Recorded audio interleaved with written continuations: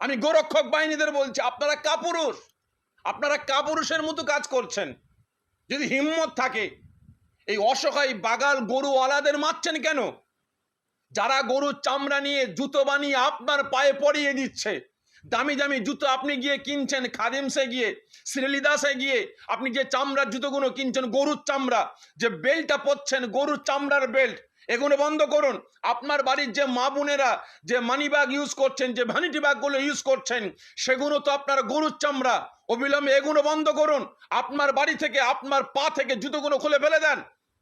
আপনি বলছেন গরু আমাদের দেবতা, গরু আমাদের মা, আর আপনি সেই দেবতার চামড়া জুতো বানিয়ে আপনি পরছেন। ছি ছি ছি ছি, লজ্জা লাগে না? লজ্জা করলো না? আসুন না, আসুন না, আমিও দাবি তুলছি, অবিলম্বে কুরবানির আগে গরু আর মোষকে এ দেশের সম্মান দিতে হবে, জাতীয় পশু হিসাবে স্বীকৃতি দিতে হবে।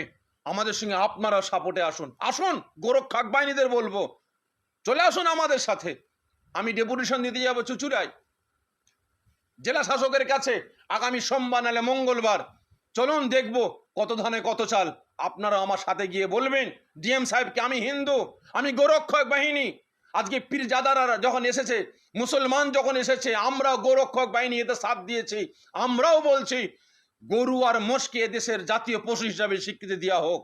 তখনই বুঝবো কতটা ভক্ত আপনারা।